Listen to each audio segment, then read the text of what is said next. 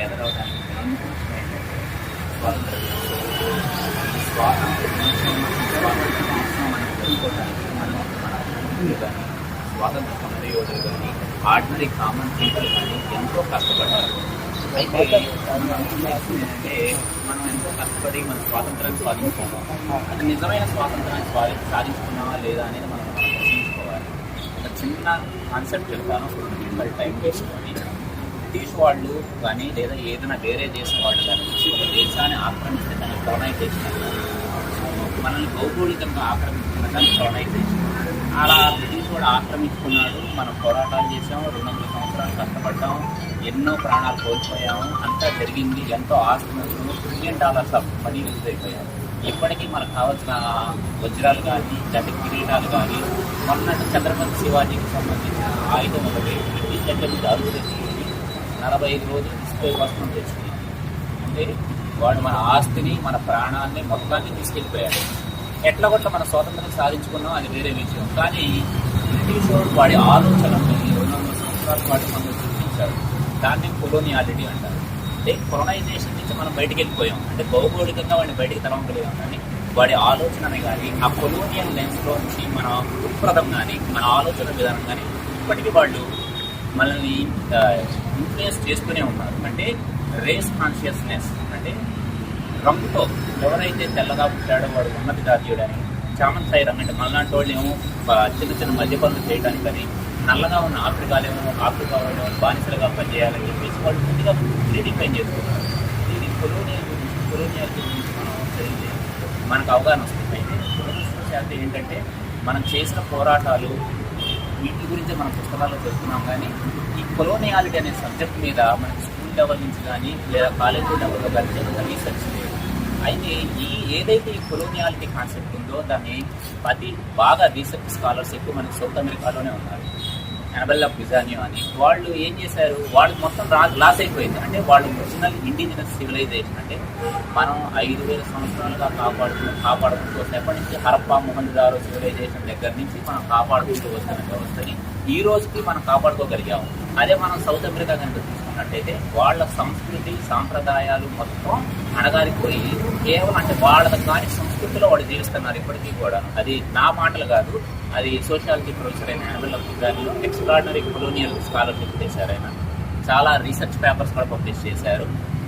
వాళ్ళు వాళ్ళ సంస్కృతి విధానాలను పోగొట్టుకున్నారు. కానీ మనం ఎందుకు కాపాడుకోగలిగాము? స్వతంత్ర సమరయోధులతో పాటు ఆర్డినరీ కామన్ పీపుల్ కూడా మన సంస్కృతిని మన విధి విధానాన్ని పోగొట్టుకోకుండా ఉండడానికి వాళ్ళు ప్రతిరోజు కాపాడుతూనే ఉన్నారు. ప్రతి క్షణం పోరాటం చేస్తూనే ఉన్నారు. ఈ రోజుకి మనం పోరాటం చేస్తున్నాం.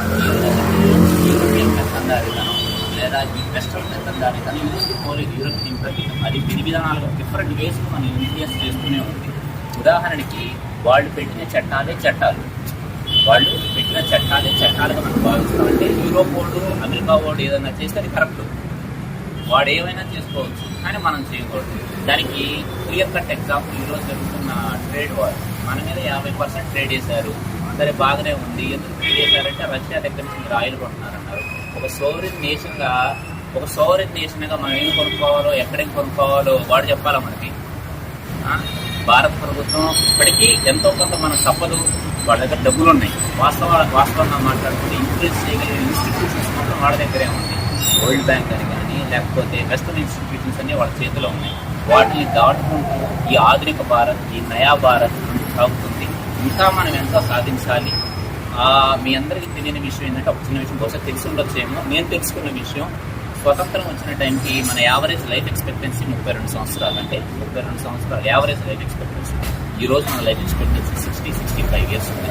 ఈ రోజు భారతదేశం గ్లోబల్ ఫార్మా హబ్ ఎక్స్పోర్ట్ అంటే టోటల్ ప్రపంచంలో జరిగే ఫార్మా ఎక్స్పోర్ట్స్ అన్నింటిలో కూడా భారతదేశం 50% ఎక్స్పోర్ట్స్ ఉంటుంది. ట్రంప్ అన్నింటి మీద టారిఫ్ చేశాడు, కానీ ఫార్మస్యూటికల్స్ మీద టారిఫ్ చేయలేదు. సో మనల్ని మనం నిలబెట్టుకోవడానికి ఎన్నో విధాలుగా ప్రయత్నం చేస్తూ ఒక విశ్వగురువుగా మనం ఎస్టాబ్లిష్ కావడానికి ప్రయత్నం చేస్తున్నాం. ఆ ప్రయత్నంలో భాగంగానే మనం డిఫెన్స్ పవర్గా ఎదిగాము. బ్రహ్మోస్ మిసైల్ రష్యా కాంబినేషన్ తయారు చేసుకున్నాము, ఎయిర్ క్రాఫ్ట్స్ తయారు చేసుకుంటున్నాము, న్యూక్లియర్ పవర్ సబ్మరీన్స్ తయారు చేసుకుంటున్నాము.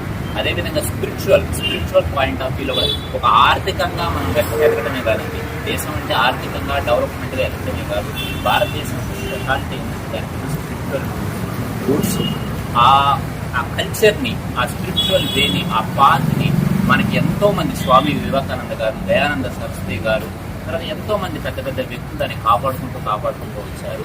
మన బాధ్యతగా మన సంస్కృతిని మనం అవలంబించడానికి మనం ఎప్పుడు అన్నిటి భావంతో ఉండకూడదు. ఎందుకంటే ఆ భావం మనలో క్రియేట్ చేసుకోవడం బ్రిటిష్ నేషనాలిటీ మోడరాలిటీ కాంప్లెక్స్ తీసుకొచ్చి ఎవరైతే భారతదేశం వాళ్ళు పరిపాలించబడిన దేశాలు, సౌత్ అమెరికా కావచ్చు, ఆఫ్రికా కావచ్చు, వాళ్ళు పాటించే అన్ని వెనకబాటు చర్యలు మేము వచ్చిన దగ్గర నుంచే కాలం మొదలైంది, మేము ఆక్యుపై చేసింది మాదే అని చెప్పడం, ఆ తర్వాత మా ఒపీనియన్ కరెక్ట్ ఒపీనియన్, నువ్వు చెప్పిన సబ్జెక్టివిటీ రాంగ్ సబ్జెక్టివిటీ అని చెప్పడం అనేది మనలో 200 సంవత్సరాల పాటు చొప్పించి ఇప్పటికీ ఏమవుతుందంటే యూరోప్ కూడా ఏదైనా పేపర్ పబ్లిష్ చేసినా, రీసెర్చ్ పేపర్ పబ్లిష్ చేసినా, అదిగో భారతదేశంలో పేదరికం ఉంది, 5% పేదరికం ఉంది, లేదా 10% పేదరికం, అమ్మో భారతదేశంలో పేదరికం ఉందని చెప్పేసి, లేదా భారతదేశంలో పేదరికం లేదని ఇంకో పేపర్ పబ్లిష్ చేస్తే యూరోప్ కూడా చెప్పిందే మనం బెంచ్ మార్కులు తీసుకుంటున్నాము.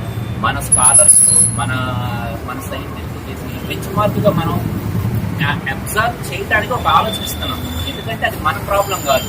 200 సంవత్సరాలు మనం పరిపాలించి ఆ తర్వాత కొలోనియాలిటీ అనేది చాలా చాలా ప్రభావం చూపిస్తుంది. ఆ కొలోనియాలిటీ బయటకు రావాలి. మనం కూడా మన ఆలోచనలు మనం చూపించాలి ప్రపంచానికి. కానీ అంటే భారతదేశం అంటే మనమే భారతీయులు, మన ఆలోచన ప్రపంచానికి చూపించగలగాలి, మనం నిలబడగలగాలి.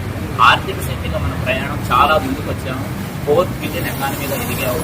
చాలా మంది అనొచ్చు 4th బిలియన్ ఎకానమీ అయ్యారు, 4th బిలియన్ ఎకానమీ అయ్యారు, పర్ క్యాపిటల్ ఇన్కమ్ అంటే తలసరి ఆదాయం తక్కువగానే ఉంది, ఆర్థిక అసమానతలు ఎక్కువగానే ఉందంటే అవి ఎక్కువగానే ఉన్నాయి కాదని ఎవరు చెప్పట్లేదు, ఎక్కువగానే ఉన్నాయి. అసలు 4 ట్రిలియన్కి రావడమే గొప్ప విషయం కదా, దానికే మనం ఆనందించాలి.